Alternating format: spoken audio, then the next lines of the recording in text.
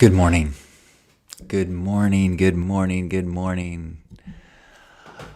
Oh, welcome to Love Morning or Love Ambassador Morning or the Hug Nation meetup or Breakfast with Johnny. It's a daily practice of sharing gratitude, remembering that we're not alone, connecting with fellow like-minded, open-hearted people, setting an intention for the day, and remembering that there's so much to be grateful for. What a miracle it is to be alive in a body with consciousness on this fertile planet, surrounded by incredible, creative people. Woo!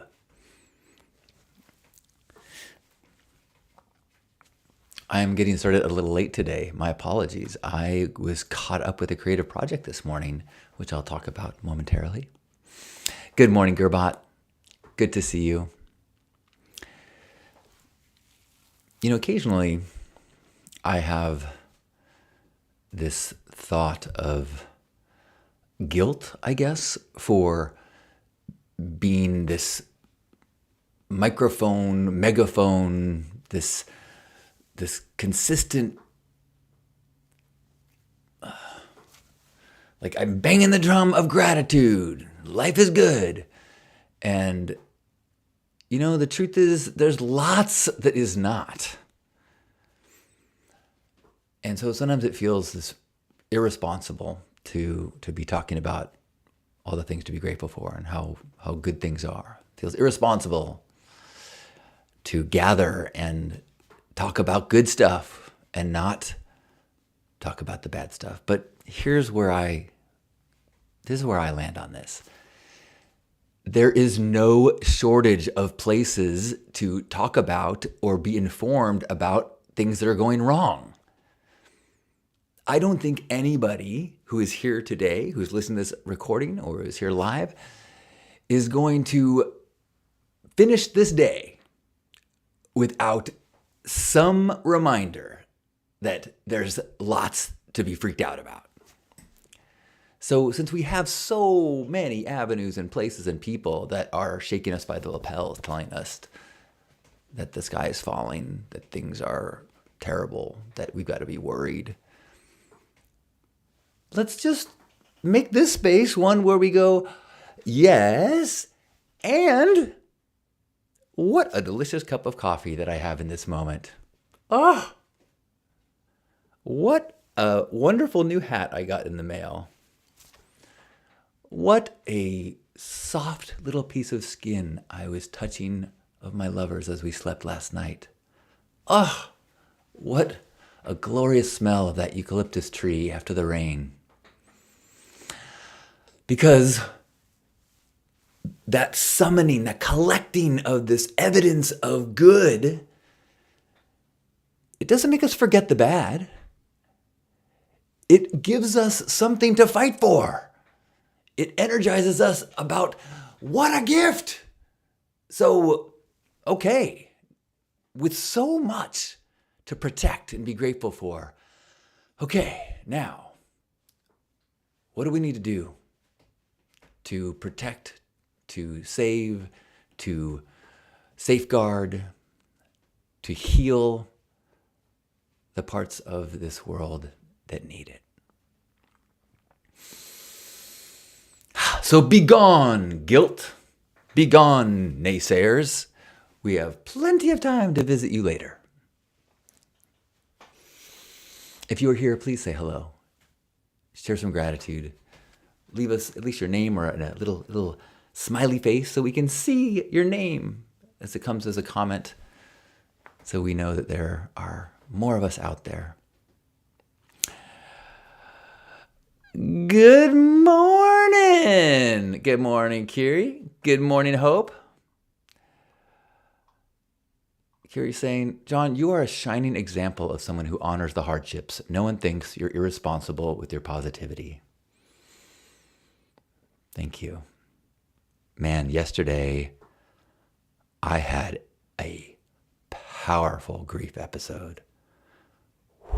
I've been editing footage of Stay Sparked all weekend, taking clips from Giannis, and just, there's so much good. And it's like, I'll be happy, and then I'll remember that I'm making something for his 1-year-old son to watch someday, and I'll just be crushed. And Betsy, our other co-host, she posted a little clip, a little video edit of all these little times when we were silly, like after we recorded, like we just would, be dancing on the screen. And so there's all these clips of us being silly, and then I was smiling so big, and I watched the video, and then I read what she wrote, and she reminded me of our practice, which was every week we would get together, we would meet on Zoom, and we would talk for 30 minutes, just checking up on each other's lives. And sometimes we decided not to record. Sometimes we said, you know what? I think what we need this week is just to be here for each other. That's the priority. The priority was our friendship. And then if we have a conversation to share publicly, we would hit record and do that. And for some reason, I had forgotten how much of the last 2 years I spent in those before recording times. And in this last year, how many times we talked about hard stuff, and how profoundly honored I was, and Betsy was, and how that in some really dark times for him, that we know that those weekly gatherings of heart connection were really important. And as I was remembering that, I just had this feeling of like, oh my God, the hole is so much bigger than I thought it was.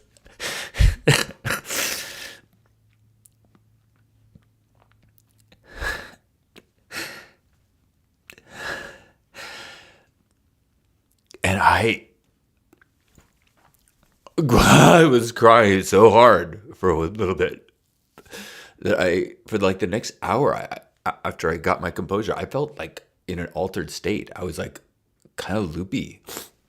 I was so grateful just knowing how supportive Lisa is. After I came out of my room, and she just held me for a while, and as I cried, I was like, whew. And it was,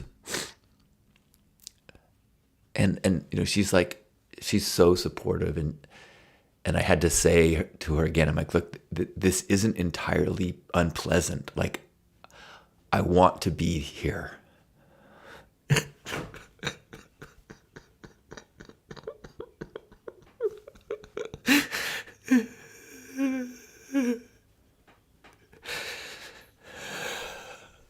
Because I've had some times over the last week where the tears just didn't come.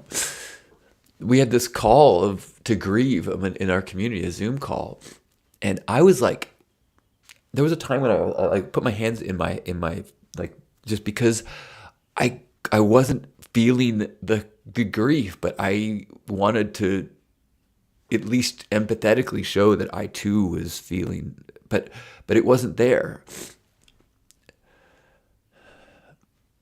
So when it comes, I want to be with it, and I want to have. And I think that is the way I have been taught and am learning to grieve, is that when you feel it, and that way it's not just lingering all the time.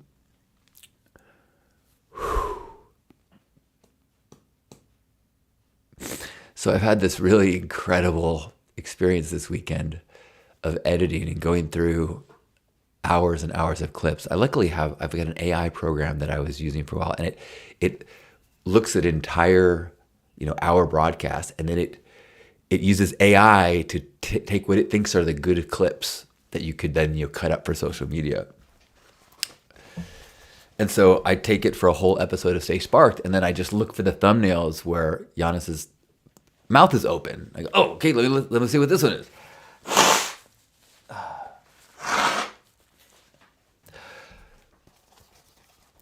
And I realized that this is not the first time that I've grieved like this. In 2007, when my grandfather passed, I immediately dove into editing the footage that I had of him. And I made this like 16-minute documentary about the time we spent together. And it was so helpful for me to just like spend my days listening to him and feeling his energy and listening to him laugh and hearing the wisdom and just this thick presence through all of this footage. Like I was filling the hole with him. And I don't feel like it was like bypassing. I wasn't bypassing the grief. It was like this reverence. Like I had this holy work. And sometimes it feels like it's just hanging out. And that's how it felt this weekend. There's sometimes when I'm like laughing and listening to him talk and I'm just like in a good mood. And then all of a sudden I will be like, oh my God, this is going to be recorded for Rumi. And I'll be like smiling and crying at the same time. But, oh my God, it's just so intense to have the best moments and then the absence of the woo, woo, woo. And I have this clip of my grandpa looking during Hug Nation. We were recording, so it's like the recording from the webcam. And he's like, so you're saying that everything we say is going out all over the world? I'm like, yeah. He goes, and it's going to be on the internet after I'm gone? I'm like, yeah. He goes, oh my. And to this day, over 45 million people have seen stories of my grandpa. And he's a part of my life every day. Every day, if you stay long enough to the end of this, I say on behalf of Grandpa Caleb, he's right there. And so even as I grieve Giannis, I also have this faith that I know that the people that touch us stay with us. And so I find even as I have these bouts of just really deep grief, I keep coming back to this kind of warm feeling, this honored, trusted duty of being able to create a digital legacy, a way to feel the energy for the people that loved him and are missing him, for the people that never met him, and for his boy who probably will not remember, but he will be able to watch those videos and go, man, I come from good stock.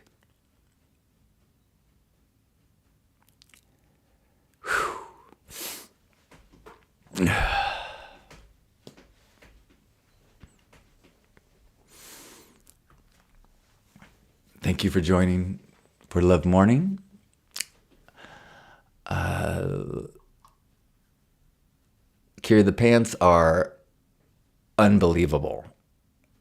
Although even the large is a little big, so I might talk to you if you would be hurt or offended if I exchanged it for a smaller size.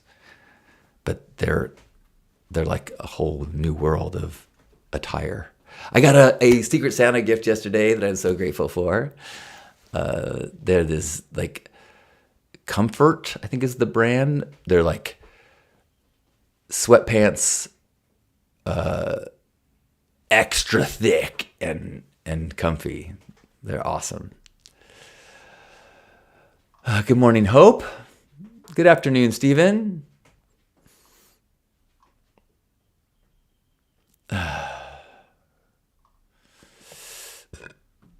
Good morning, Ariel. Ariel says, thank you for creating this space. It's like a breath of fresh air amid everything happening in our country. Hope is grateful for a large sale of my vintage Journey cases yesterday, immediately after my John came to me at my desk. In the form of a hummingbird, tried to break into my office window. It's the anniversary today of my finding him deceased. I feel like I am able to celebrate his freedom now.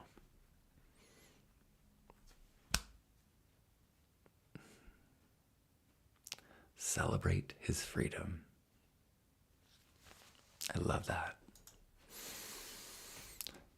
Good morning, Ashley. Good morning, Juan. Ashley says, man doesn't cry. Oh, I hope you learned a thing or two watching this man cry.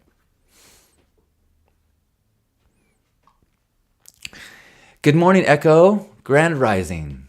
Thank you. I cannot believe how much I'm enjoying this beard.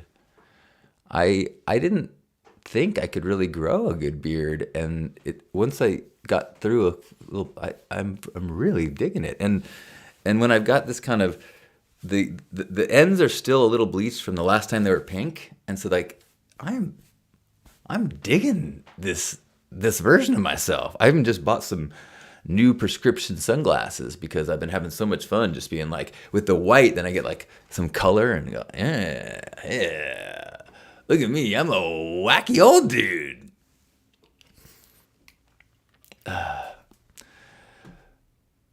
Actually, my grandfather from 2007, Grandpa Caleb is his name. You can search for him. Or if you look in the Hug Nation YouTube channel, there's a whole playlist of him. Was a retired minister. My guru is a unique practitioner of gratitude, like profound. Changed my life. Chris says, I'm grateful for the warm cat at my feet as I look out the window to a 5-degree tundra outside. Grateful for the flu and cold meds, too, as to deal with that. Oh. I'm happy to hear that you are grateful. I am grateful that yesterday, Lisa and I went into our yard and cleaned up a bunch of fallen branches and things that accumulated over the storms. And it was so warm that I took my shirt off. February in San Diego, I was working in the yard with my shirt off. And that's 2025 me. I mean, 2015 me, I would take my shirt off anytime I could, no matter what. But this is, 53-year-old me. To take my shirt off, it's a bigger deal. Good morning, DTO. Good to see you. Andrew says, it's important to embrace grief and mourning as a practice and as a way of embracing loss. In the same way, it is important to accept death as a part of life, and as such, it is something we innately understand as being normal. Not feeling sadness all the time is part of the process. So is being nervous, happy, devastated, sad, and the entire panoply of human feelings. When my parents died, I felt no sadness or very little because I never really had a relationship with them. I still honored their death. Thank you for sharing and being vulnerable. It's so important. Thank you. Yeah, I was just editing a clip yesterday of Giannis talking about if you don't feel good, don't feel good. As long as it takes. But also be aware if you get caught in a story, when you get caught in a wall, when you get caught in a I'm staying here because I keep telling myself this story, versus feeling, Curie says, grief comes from the misunderstanding that the people we lose are gone forever. I like that. I like that. Yeah, I mean, clearly, death is a difficult thing for the people that are left behind.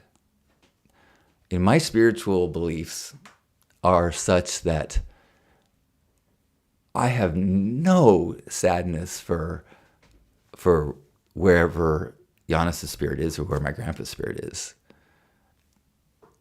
It is the hard part is that in our limited human consciousness, where we only have the perspective of a single lifetime,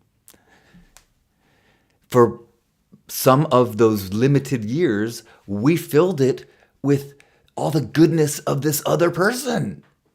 And then when they're gone, they're still a part of our whole worldview of what makes life so beautiful. And so they're gone and we're like, ah! But they are at a place where that limited human single lifetime viewpoint is no longer a limitation. And I think that's why that grieving with gratitude is such a big focus for me. It's acknowledging that absence, acknowledging the hole that's left, and also remembering that there's so much that's still there of the gratitude for all the things and the lessons and the energy and the love that became a part of you as they were still in their body.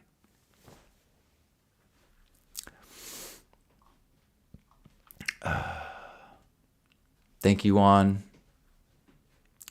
My name is John Halcyon Stinn. Ashley, so nice of you to tune in from Twitch. I don't get a lot of people tuning in from Twitch, so hello and good morning. My YouTube channel is Hug Nation, and you can see all the stuff I do on lifestudent.com. Lifestudent.com has my t-shirt store. I got a free sticker offer if you want a sticker for mine. I do a homeless outreach once a month in San Diego. All sorts of good stuff. So really pleasure to meet you, Ashley. Thanks for hanging in here.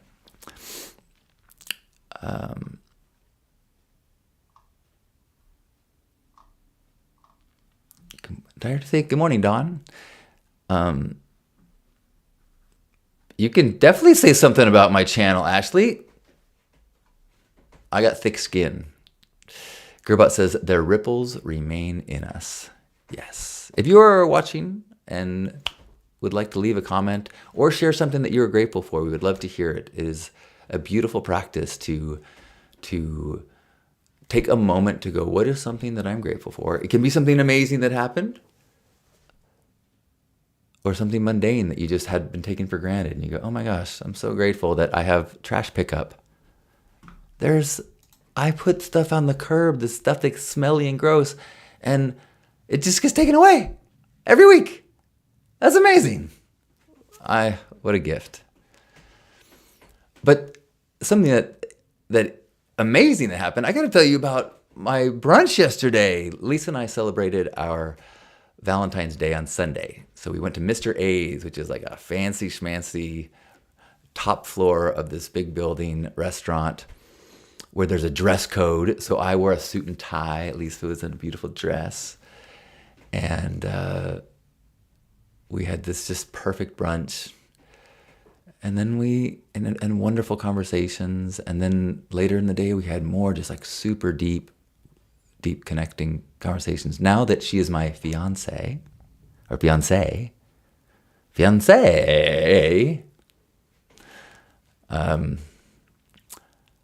we're exploring what commitment means to us, what marriage means to us.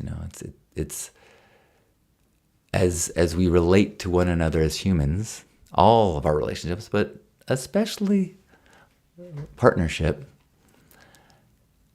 you really need to dig into the places where you unknowingly have assumptions, some script that you believe is the way things are supposed to be, and maybe you don't even know you have a script, because then when the other person isn't following the script that you think is supposed to be the way it's supposed to be, you are frustrated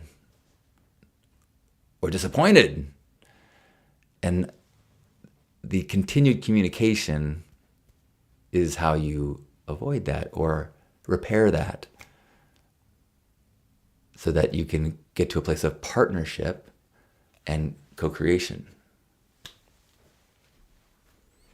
I am so in love with that woman. I have so much admiration for the way her heart and her words and her actions are so in line. She has so much integrity and such a huge heart and so much brilliance. It's like, I trust her so much. So if we have a misunderstanding, it's like, my first thought is like, oh, please help me understand the way that you are seeing this, because I guarantee I am going to appreciate knowing the way that you are thinking about this.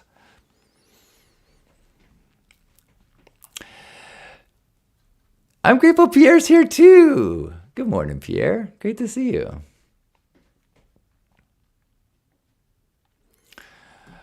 El Azul says that Caleb gave extreme unction to my dad right before he died. He said he had a Grandpa Caleb too when I told him about your Grandpa Caleb. Oh, that's amazing. And in case you're looking up Caleb, it's Caleb, Grandpa Caleb. That's awesome. Thank you for sharing that. Kiri says, I am grateful I woke up in time to do my workout before work today. I'm grateful my weekend was super restful and cozy. I'm grateful for the enchiladas I made for lunches for the week. I'm so grateful for you, Kiri. And I'm grateful for your organizing our secret, it's still a secret Santa. Santa's got to do work more than just Christmas Eve. Come on. Our secret Santa for our gratitude circles. Speaking of which, gratitude circles that I help host are free every day at noon. So if you ever want to come get in a Zoom call, and it's never more than 30 minutes, usually shorter, people just share a little bit of gratitude, something that they're grateful for. And it's a powerful part of my practice and my integration. That link is also on lifestudent.com. Any last gratitudes? Anybody want to share some more? I feel like I could just keep going and going. So grateful for my parents. So grateful for this home that I'm in. So grateful for Lisa's tending to our dinners so lovingly. So grateful. We had like a leftover smorgasbord last night from meals and restaurants that we've been in the last few days. And so grateful for all the people that worked at Mr. A's and all the people that work at La Zapata and all the people that work at, what was the restaurant we went to? The burger joint we went to. All the people, all the farmers, all the truck drivers, all the produce pickers, everyone that has made it so easeful for me. The grocery store workers makes it so easy for me to enjoy healthy food. Such diversity and freshness. Incredible. Incredible. The way the baseline that we take for granted of life in the modern world is opulence beyond royalty of 500 years ago. We live in temperature-controlled homes. Not even the kings and richest people in the world knew that luxury until very recently. So, wow, it's really a good idea every once in a while to notice where your baseline is and then start picking the things that you're taking for granted and bringing them up. Oh my gosh, I have this. Oh my gosh, I have this too. I have this too. Wow. I'm going to take a break from talking about how shitty the world is to notice how much comfort and amazing things I have at this time in history. Wow. And the people. I would guess that nobody who's here live right now, we would have ever crossed paths were it not for the technology that exists at this time in history. So I'm grateful for this technology, grateful for this amazing, practically magical ability for my voice, these vibrations leaving the vocal cords, which is another miraculous system within this thing, hitting this technology, going to that technology, it's coming out of your technology. And so you're literally feeling the physical vibrations of my entity into your entity. What? Well, with that, wherever you are, I ask, join me. Give yourself a squeeze. And as you're squeezing this body, be grateful for this incredible thing, whatever state it's in. Even if there are things that are broken or sore or hurting, the number of things that are working is mind-boggling. So as we hug this body, imagine that it's my arms hugging you, that's squeezing you, and that you're squeezing me, and you're squeezing all the people that have come through here today to share gratitude or stories, and all the people that might watch this recording. We invite you all into this hug, feeling held by one another in this reminder that we are so much more alike than we are different. Everyone, all human beings are so much more alike than they are different. All doing the best they can with what they got. All thinking they're the hero of the story. And let's sink into that feeling of oneness for just a second as we take a deep breath in and squeeze.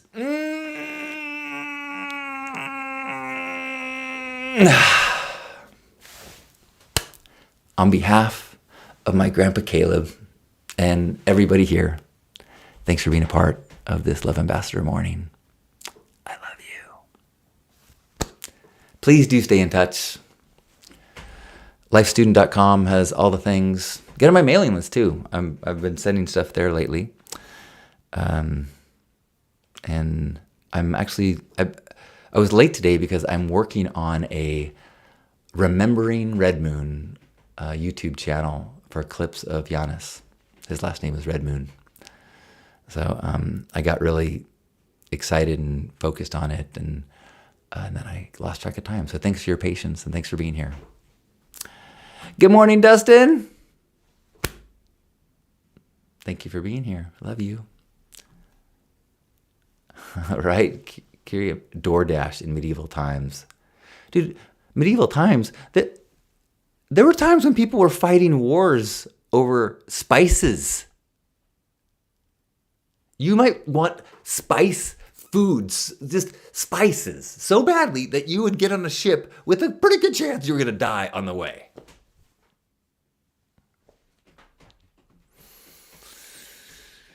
I love you.